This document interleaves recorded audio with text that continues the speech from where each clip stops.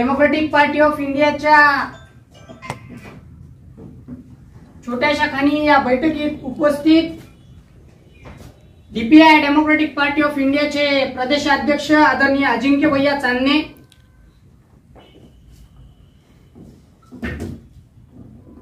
बीड चे जिल्हा अध्यक्ष आमचे मार्गदर्शक आदरणीय लोणे साहेब लोणके सर, दुसरे बीडचे जिल्हा अध्यक्ष मार्गदर्शक अमोलदादा शेलकर, सोबत आलेले सतीश भैया इटकर, योगेश भैया आणि आपल्या जिल्ह्यातून इथे उपस्थित असणारे पत्रकार टीके दाडेल सर,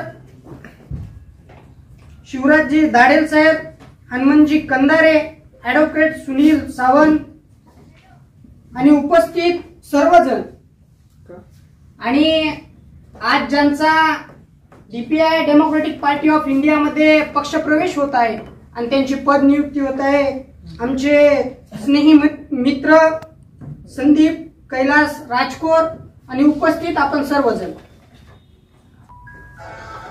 उपस्थित आहेत. आणि या बैठकीचं प्रास्ताविक मी करत आहे की एप्रिल महिन्यामध्ये डीपीआय डेमोक्रेटिक पार्टी ऑफ इंडियाची नांदेड जिल्ह्यामध्ये सुरुवात झाली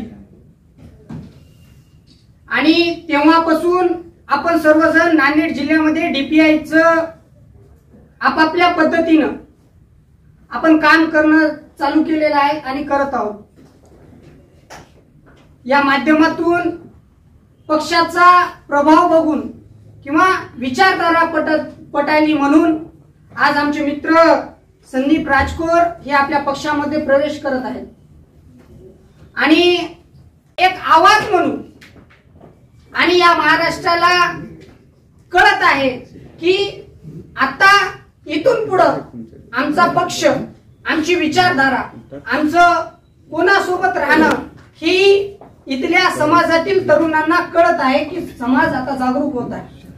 आणि एकमेव पक्ष महाराष्ट्रामध्ये असा आहे की तो सगळ्यांना सोबत घेऊन आणि महामानवांच्या विचारधारेवर, आमच्यापाशी काही नाही कुणाला द्यायला, पण आमच्यापाशी काय आहेत तर इथल्या महामानवांना सांगितलेले विचार आम्ही वारंवार देतो आणि त्या विचारधारेवर ही लोक आमच्यापर्यंत येत आहेत. आम्ही सुद्धा त्याच विचारधारेवर गेलो म्हणून DPI democratic party of India मध्ये सध्या पक्षप्रवेश चालू आहेत जागोजागी. आणि त्याच स्वरूपानं आज नांदेड जिल्ह्यामध्ये बी पक्षप्रवेश चालू आहे. येणाऱ्या काळामध्ये याची वाढतील भैया असा शब्द देतो मी आणि थांबतो. जय भीम, जय भारत.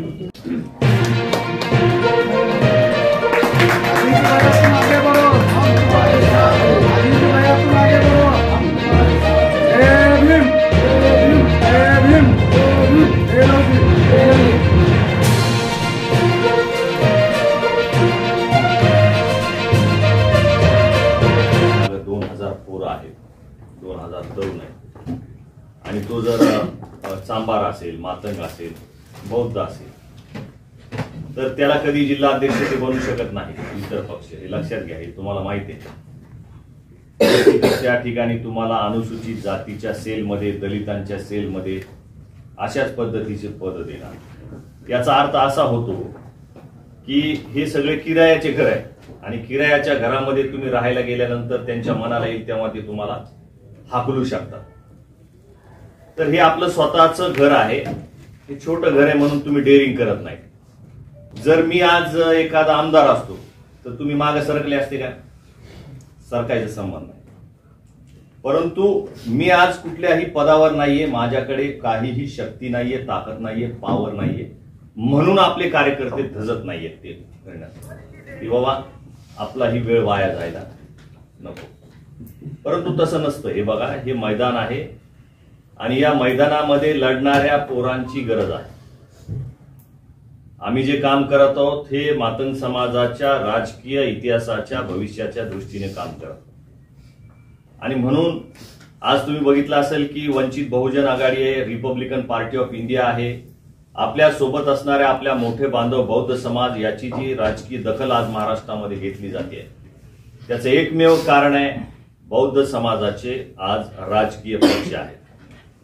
तुमच्याच नांदेडमध्ये प्रवेश करणारा एमआयएम पक्ष जो आज महाराष्ट्रामध्ये एवढ्या मोठ्या प्रमाणामध्ये वाढत आहे त्याचं कारण आहे की त्याला मुस्लिम समाजाचा कास्ट बेस मिळालेला आहे. लक्षात घ्या, मुस्लिम समाजाचा कास्ट बेस आहे. राष्ट्रवादी काँग्रेस पक्षाला मराठा कास्ट बेस आहे. बेस म्हणजे काय? पाया. आणि काँग्रेस पक्षाला ब्राह्मण बनिया यांचा कास्ट बेस आहे. म्हणजे हे पक्ष यांचे आहेत, हे लक्षात घ्या. आणि ह्या पक्षाचे जे मालक आहेत ते धनदांडगे पैशावाले म्हणून यांची आपल्याला ओढ असते. परंतु बाळासाहेब आंबेडकर आहेत, आठवले साहेब आहेत, यांनी पण असा विचार केला असता तर ते सुद्धा कुठल्या तरी पक्षामध्ये काम करत गेले असते. तुमचे ओवेसी साहेब आहेत, हे सुद्धा कुठल्या तरी पक्षामध्ये काम करत गेले असते. परंतु यांनी स्वतःचा पाया रचून आज ते या देशाचं राजकारण करत आहेत. म्हणून माझ्या मातंग समाजाच्या मित्रांनो माझी तुम्हाला विनंती आहे की बाबांनो, हे जे आपण करत आहोत याच्यासाठी आपल्याला तरुणांची गरज आहे. तरुणांनी या पक्षामध्ये काम करावं याच्यासाठी मी वारंवार आवाहन करत आहे. मी काही तुम्हाला कुठल्या अंधश्रद्धेच्या बळी पडण्यासाठी किंवा याच्यासाठी तुम्हाला मी आवाहन करत नाही. तुम्ही या पक्षामध्ये येऊन राजकारणात सक्रिय व्हावं. लक्षात घ्या, भक्कम पायावर उभा राहणारा नेता होत असतो आणि त्याच्याच मागे समाज उभा राहत असतो, हे लक्षात ठेवा. म्हणून माझ्या मित्रांनो माझी तुम्हाला विनंती आहे की मी जे काम करत आहे हे नेता बनवणारं काम करत आहे. मला नेते बनवायचे, नेते. मला नांदेडमध्ये काही घटना घडल्यानंतर मला यायची गरज नाही पडली पाहिजे. मीच इथं एवढा पॉवरफुल लीडर बनवणार नांदेड जिल्ह्यामध्ये की तो जर एसपीच्या कॅबिन मध्ये गेला तर एसपी उभा राहिला पाहिजे. त्याने जर फोन केला की मी असा बोलतोय तर एसपीने त्याला 0 मिनिटात उत्तर दिलं पाहिजे. आज माझे मित्र आहेत, तुम्हाला सगळ्यांचे परिचय आहेत. माझा मित्र राहुल प्रधान, त्याचं नाव आता तुम्हाला मी राहुल प्रधान बोलतोय तर एसपीला सांगावं लागेल का कोण बोलतोय, कशामुळं? अरे तुमचं काम आहे ना, समाजाची ताकद उभा केली आहे ना, तुम्ही नाव उभा केलंय. माझ्या समाजाचं कोण आहे युवकामध्ये? लक्षात घ्या. पण मी जर झुकलो, मी जर लाचारी केली तर तुम्ही पण माझ्या मागे लाचारी करणार, लक्षात ठेवा. हे गणित असतं. मी तुमचा जर सेनापती आहे, सेनापती लढायला लागला तर त्याचे सैनिक सुद्धा लढत असतात. पण मी जर दलाली करायला लागलो, मी जर लाचारी करायला लागलो, नेता आला आणि मी त्याचे बुट पुसायला लागलो तर माझ्या समाजात तुम्ही जे मला आयडॉल मानता तुम्ही सुद्धा तेच करत असता, लक्षात घ्या. म्हणून मी जे काम करत आहे हे स्वाभिमानाचं काम आहे. मी माझ्या स्वतःचं घर बांधायला लागलोय ज्याच्यामध्ये तुम्ही स्वतः आलं पाहिजे. हे आपलं स्वतःचं घर आहे. याचे फळ म्हणजे हे खडकावर लावलेलं एक छोटस रोपट आहे. बीपीआय म्हणजे आम्ही काय म्हणतो की हे खडकावर लावलेलं छोटस रोपट आहे आणि याला आपण सगळ्यांनी वाढवलं तर याची फळं चाकायला मिळणार आहेत आपल्या भविष्यातल्या पिढ्यांना. नाही तर आले गेले असे कित्येक आले समाजाचे नेते आणि कित्येक निघून गेले. कुणी कुणाला विचारत नाही महाराष्ट्रामध्ये, लक्षात घ्या. तुम्हाला काहीतरी द्यावं लागेल. बाबासाहेब आंबेडकरांनी ज्या पद्धतीनं काम केलेलं आहे, क्रिएटिव्ह काम केलेलं आहे, ते आपले आयडॉल आहे. बाबासाहेब आंबेडकर हे आपले आयडॉल आहेत. तर बाबासाहेबांच्या संकल्पनेतील रिपब्लिकन पार्टी ऑफ इंडिया बाबासाहेबांनी पक्ष स्थापन केला. तो कुठं गेला, काय गेला याच्याशी आपल्याला घेणं देणं नाहीये. परंतु माझ्या मित्रांनो, मी पुन्हा तुम्हाला आवाहन करत आहे की आपल्या स्वतःचं संघटन बांधायचं शिका. दुसऱ्याचा झेंडा, दुसऱ्याचा दांडा, दुसऱ्याचाच नेता म्हणून किती दिवस फिरणार आहे? जे पण असेल आपलं पडकं झडकं कसं करा असं ना, पण आपलं स्वतःचं घर बांधायचं शिका. म्हणून माझ्या मित्रांनो, हे सगळे हे जे बाकीचं जे मी बोललेलो आहे याच्याबद्दल तुम्ही विचार करा. आणि हे बघा, ही एक चलती गाडी आहे. त्या गाडीमध्ये जो पण बसेल तो पुढे जाईल. ही गाडी कुणासाठी थांबणार नाही. आमच्याकडे काहीतरी किंमत आहे, आमच्याकडे काहीतरी स्किल आहे, आम्ही काहीतरी करू शकतो, लक्षात ठेवा. म्हणजे हे जे गणित आम्ही मांडत आहोत हे जिंकण्यासाठी मांडत आहोत. आम्ही आमचं आयुष्य फुकट घालायला याचं वेळ काम करत नाही आणि तुमचंही आयुष्य आम्ही फुकट घालणार नाही, हे लक्षात ठेवा. हे काय आयुष्य फुकट घालण्यासाठी चालू नाही. आता येणारे मागच्या लोकसभेला आपण वंचित बहुजन आघाडी सोबत होतो. वंचित बहुजन आघाडी सोबत असताना आपण महाराष्ट्रामध्ये डीपीआयचं नाव घेऊन गेलो. यावेळेस लोकसभा आहे, विधानसभा आहे, परंतु आपली कशी सुरुवात आहे या महाराष्ट्रामध्ये ही आपण सुरुवात करत आहोत. आणि महाराष्ट्रातल्या अनुसूचित जातीला म्हणजे रामोशी असेल, बेडर असेल, वडार असेल, कैकडे असेल, भिल्ला असेल, या सगळ्या जमातींना सोबत घेऊन लढणारं हे संघटन महाराष्ट्रात आपण उभा करत आहोत. आणि येणाऱ्या लोकसभा विधानसभामध्ये प्रत्येक जिल्ह्यामध्ये म्हणजे प्रत्येक विधानसभेमध्ये मातंग समाजाचे असतील, कैकडे असेल, वडार असेल, जेही आपल्या बाजूने उभा राहील, यावेळेस आपण जरी निवडून येण्यासाठी उभा नाही राहिलो तरी मात्र महाराष्ट्रामध्ये पाडण्याची क्षमता आपण करणार आहोत आणि याच्यासाठी आम्ही काम करत आहोत. आम्ही त्याच्यामुळे मी काय म्हणतोय की बाबा राष्ट्रीय समाज पक्ष आहे, MIM पक्ष आहे, तुमचा शिवसंग्राम आहे विनायक मेटेंचा, हे छोटे छोटे पक्ष आहेत, आपला बच्चू कडूंचा पक्ष आहे, हे सत्तेमध्ये का जातात? कारण यांचे पक्ष आहेत, लक्षात ठेवा.